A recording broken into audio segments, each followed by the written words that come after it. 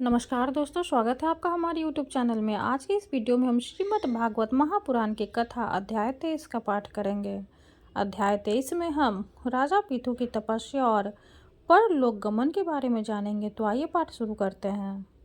श्री मैत्री जी कहते हैं, इस प्रकार मन स्वामी प्रजापति पृथु के स्वयं अनात्रि तथा पूर्वग्रामादि सर्ग की व्यवस्था करके सथवार जंग में सभी की आजीविका का सुविधा कर दिया तथा साधु जनुषित धर्मों का भी खूब पालन किया। मेरी अवस्था कुल ढल गई है और जिसके लिए मैंने इस लोक में जन्म लिया था उस प्रजार्चन स्वरूप ईश्वर आज्ञा पालन भी हो चुका है। अतः सब मुझे अंतिम पुरुषार्थ मोक्ष के लिए प्रयत्न करना चाहिए। यह सोचकर उन्होंने अपने विरह में रोती हुई अपने पुत्र रूपा पृथ्वी का भार पुत्रों को सौंप दिया और सारी प्रजा को पिलखते छोड़कर वे अपनी पत्नी सहित अकेले ही तपोवन को चले गए। वहाँ भी वे वानप्रस्थ आश्रम के नियमानुसार उसी प्रकार कठोर तपस्या में लग गए जैसे पहले गृहस्थ आश्रम में अखंड व्रत पूर्वक पृथ्वी को विजय करने में लगे थे। कुछ दिन तो उन्होंने कंद मूल फल खाकर बिताए, कुछ काल सूखे पत्ते खाकर रहे, फिर कुछ पख वारोतल पर जल ही रहे और इसके बाद केवल वायु से निर्वाह करने लगे।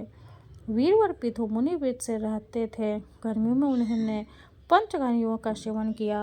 वर्षा ऋतु में खुले मैदान में रहकर अपने शरीर पर जल की धाराएं सही और जाड़े में गले तक जल में खड़े रहे। वे प्रतिदिन मिट्टी की वेदी परिशयन करते थे। उन्होंने सिद्धों आदि सब प्रकार के द्वंद्व को सहा तथा वाणी और मन का संयम करके ब्रह्मचर्य का पालन करते हुए प्राणों को अपने अधीन किया। इस प्रकार श्री कृष्ण की आराधना करने के लिए उन्होंने उत्तम तप किया। इस क्रम से उनकी तपस्या बहुत पुष्ट हो गई और उनके प्रभाव से कर्म नष्ट हो जाने के कारण उनका चित्त स्वतः शुद्ध हो गया। प्राणायामों के द्वारा मन और इंद्रियों के निरुद्ध हो जाने से उनका वासना जनित बंधन भी कट गया। तब भगवान संत कुमार ने उन्हें जिस परम के अध्यात्म योग की शिक्षा दी थी उनके अनुसार राजा पृथु पुरुषोत्तम श्री हरि की आराधना करने लगे। इस प्रकार भगवान परायण होकर श्रद्धापूर्वक सदाचार का पालन करते हुए निरंतर साधन करने से परमात्मा में उनकी अन्य भक्ति हो गई। इस प्रकार भगवान वधुपासना में अंधकरण शुद्ध सात्विक हो जाने पर निरंतर भगवान से प्राप्त हुए। इस अन्य भक्ति में उन्हें वैराग्य सहित ज्ञान की प्राप्ति हुई और फिर उस तीव्र ज्ञान के द्वारा उन्होंने जीव के उपाधि भूत अहंकार को नष्ट कर दिया जो सब प्रकार से संशय विपर्य का आश्रय है। उसके पश्चात देहात्म बुद्धि की निवृत्ति और परमात्मा स्वरूप श्री कृष्ण की अनुभूति होने पर अन्य सब प्रकार की सिद्धि आदि से भी उदासीन हो जाने के कारण उन्होंने उस तत्व ज्ञान के लिए भी प्रयत्न करना छोड़ दिया जिसकी सहायता से पहले अपने जीव कोश का नाश किया था। क्योंकि जब तक साधक को योग मार्ग के द्वारा श्री कृष्ण कथा मृत्यु में अनुराग नहीं होता तब तक केवल योग साधना से उसका मोह जनित प्रमाद दूर नहीं होता, भ्रम नहीं मिटता। फिर जब अंतकाल उपस्थित हुआ तो वीरवर पृथु ने अपने चित्त को दृढ़तापूर्वक परमात्मा में स्थिर कर पर ब्रह्म में स्थित हो अपना शरीर त्याग दिया। उन्होंने एड़ी से गुद्दे के द्वारा रोककर प्राणवायु को धीरे धीरे मूलाधार से ऊपर की ओर उठाते हुए उन्हें क्रम से नाभि, हृदय, वक्ष स्थल, कंठ और मस्तक में स्थित किया। फिर उसे और ऊपर की ओर ले जाते हुए क्रमशः ब्रह्मरंध्र में स्थिर किया। अब उन्हें किसी प्रकार के सांसारिक भोग की लालसा नहीं रहे। फिर यथास्थान विभाग करके प्राणवायु को समधि वायु को पार्थिव शरीर को पृथ्वी में और शरीर के तेज को समधि तेज में लीन कर दिया। हृदय का सादिक देह आकाश को महाकाश में और शरीरगत रुद्र आदि जलीय अंश को समधि जलन में लीन किया। इस प्रकार फिर पृथ्वी को जल में, जल को तेज में, तेज को वायु में और वायु को आकाश में लीन किया। तदंतर मन में इंद्रियों को उनके कारणभूत तंत्र मात्राओं में और सूक्ष्म भूतों के कारण अंग कारकों के द्वारा आकाश इंद्रिय और तन मात्राओं को उसके अहंकार में लीन कर अहंकार को महत्व में लीन किया। फिर संपूर्ण गुणों की अभिव्यक्ति करने वाले उस महात्म्य को मायोपाधिक जीवों में स्थिर किया। तदंतर उस माया रूप जीव की उपाधि को भी उन्होंने ज्ञान और वैराग्य के प्रभाव से अपने शुद्ध ब्रह्म रूप में स्थिर होकर त्याग दिया। महाराज पृथु की पत्नी महारानी आर्ची भी उनके साथ वन को गई। वे बड़ी सुकुमारी थी, पैरों में भूमि का स्पर्श करने योग भी नहीं था। फिर भी उन्होंने अपने स्वामी के व्रत और नियम आदि पालन करते हुए उनकी खूब सेवा की और मनोवृत्ति के अनुसार कंदमूल आदि से निर्वाह किया। इससे अतः बहुत दुर्बल हो गई थी तो भी प्रियतम के कर स्पर्श सम्मानित होकर उसी में आनंद मान के कारण उन्हें किसी प्रकार कष्ट नहीं होता था। अब पृथु के स्वामी अपने प्रियतम महाराज पितू की देह को जीवन के चेतना आदि सभी धर्मों से रहित देख उस सती ने कुछ देर विलाप किया, फिर पर्वत के ऊपर चिता बनाकर उसे उस चिता पर रख दिया। इसके बाद उस समय के सारे कित कर नदी के जल में स्नान किया, अपने परंपराकर्मी पति को जलाधि दे आकाश स्थित देवताओं की वंदना की तथा 3 बार चिता की परिक्रमा कर पति देव के चरणों का ध्यान करते हुए अग्नि में प्रवेश कर गई। परम साध्वी अर्ची को इस प्रकार अपने पति वीर पर पितु का अनुगमन करते देख सहस्त्रों वरदायिनी देवियों ने अपने अपने पतियों के साथ उनकी स्तुति की। वहां देवताओं के बाजे बजने लगे। उस समय उस मंदराचल के शिखर पर वे देवतागण पुष्पों की वर्षा करने लगी। आपस में इस प्रकार कहने लगे। देवियों ने कहा, ओहो, यह स्त्री धन्य है, इसने अपने पति राजस्वरूप पितु की मनमानी शरीर के ठीक उसी प्रकार सेवा की है जैसे श्री लक्ष्मी की यज्ञेश्वर भगवान विष्णु की करती है।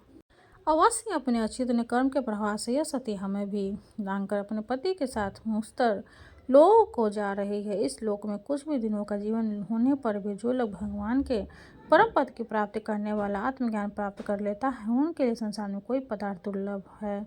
अतः जो पुरुष बड़ी कठिनता से भूलोक में मोक्ष का साधन स्वरूप मनुष्य और शरीर पाकर भी विषयों में आसक्त रहता, वो निश्चय ही आत्मघाती है। हाय हाय, वह ढका गया। श्री महन जी कहते विदुर जी जिस प्रकार देवनाएं इस प्रकार स्तुति कर रही थी भगवान के, जिस परम धाम को आत्मज्ञानियों में श्रेष्ठ भगवान रूप महाराज पितु गए, महारानी अर्ची भी उसी पति लोक को गई। परम भागवत पितु जी ऐसे ही प्रभावशाली थे, उनके चरित्र बड़े उदार हैं। मैंने तुम्हारे सामने उनका वर्णन किया। जो पुरुष इस प्रकार पवित्र चरित्र को श्रद्धापूर्वक एकाग्रता पढ़ता, सुनता अथवा सुनाता है, वह भी महाराज पितु के पद भगवान के परम धाम को प्राप्त होता है। इसका सकाम भाव से पाठ करने से ब्राह्मण ब्रह्म तेज प्राप्त करता है, क्षत्रिय पृथ्वीपति हो जाता है, वैश्य व्यापारियों में प्रधान हो जाता है और शूद्र में साधुता आ जाती है। स्त्री हो अथवा पुरुष, जो कोई शास्त्र 3 बार सुनता है, वह संतानहीन हो तो पुत्रवान, धनहीन हो तो महाधनी, कीर्तिहीन हो तो यशस्वी और मूर्ख हो तो पंडित हो जाता है। यह चरित्र मनुष्य मात्र कल्याण करने वाला और अमंगल को दूर करने वाला है। यह धन यश और आयु को वृद्धि करने वाला, स्वर्ग की प्राप्ति कराने वाला और कलयुग के दोषों का नाश करने वाला है। यह धर्मादि चतुर्वर्ग की प्राप्ति में भी बड़ा सहायक है। इसलिए जो लोग धर्म, अर्थ, काम और मोक्ष को भली भांति सिद्ध करना चाहते हो, उन्हें इसका श्रद्धापूर्वक श्रवण करना चाहिए। जो राजा विजय के लिए प्रस्थान करते समय से सुनकर जाता है, उसके आगे आ जाकर राजा लोग उसी प्रकार भेंट रहते और पितु के सामने रहते हैं। मनुष्य को चाहिए कि अन्य सब प्रकार की आसक्ति छोड़कर भगवान में विशुद्ध निष्काम भक्ति भाव रखते हुए महाराज पितु के इस निर्मल चरित्र को सुने, सुनावे और पढ़े। विदुर जी, मैंने भगवान के महात्म्य को प्रकट करने का यह पवित्र चरित्र तुम्हें सुना दिया। इसमें प्रेम करने वाला पुरुष महाराज पितु से गति पाता है। जो पुरुष इस पितु चरित्र का प्रतिदिन आदर पूर्वक निष्काम भाव से श्रवण और कीर्तन करता है, उसका जिनके चरण संसार सागर को पार करने के लिए नौका के समान है, उन श्री हरि में सुदृढ़ अनुराग हो जाता है। 23वां अध्याय समाप्त हुआ। हरे कृष्ण। अब हम शिव जी की आरती करेंगे। ओम जय शिव ओमकारा, स्वामी जय शिव ओमकारा, ब्रह्मा विष्णु सदाशिव अर्धांगिनी धारा। ओम जय शिव ओमकारा, स्वामी जय शिव ओमकारा, एकानन चतुरानन पंचानन राजय, हंसानन गरुड़ासन विश्ववाहन साजय। ओम जय शिव ओमकारा, स्वामी जय शिव ओमकारा, दो भुज चार चतुर्भुज, 10 भुज अति सोहे, त्रिगुण रूपिणी रखते त्रिभुवन जन मोहे। ओम जय शिव ओमकारा, अक्षमाला वनमाला मुंडमाला धारी, त्रिपुरारी कनसारी करिमाला धारी। ओम जय शिव ओमकारा, श्वेतांबर पीतांबर बाघंबर अंगे, शनकादिक गरुनादिक भूतादिक संगे।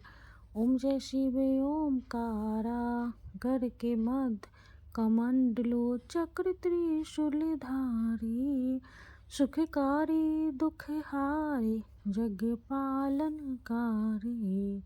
ओम जय शिव ओमकारा ब्रह्मा विष्णु सदाशिव जानते अविवेका। मधु कैटभ दो मारे सूर्य बहीन करे। ओम जय शिव ओमकारा लक्ष्मी व सावित्री पार्वती संगा। पार्वती अर्धांगी शिव लहरी गंगा। ओम जय शिव ओमकारा पर्वत सोहे पार्वती शंकर कैलाशा। भांग धतुर का भोजन भस्मी में वासा। ओम जय शिव ओमकारा जटा में गंगे बहते हैं गले मंडल माला। शेष नाग लिपटावत ओढ़ते मृगशाला। ओम जय शिव ओमकारा काशी में विराज विश्वनाथ नंदी ब्रह्मचारी। नित्य उठे दर्शन पावत महिमा अति भारी। ओम जय शिव ओमकारा त्रिगुण स्वामी जी की आरती जो कोई नर गावे। कहते शिवानंद स्वामी भजत शिवानंद स्वामी मन वांछित फल पावे। ओम जय शिव ओमकारा। शंकर भगवान की जय हो। हर हर महादेव। वीडियो अगर अच्छी लगे तो लाइक कर दे, चैनल को सब्सक्राइब कर दे। धन्यवाद।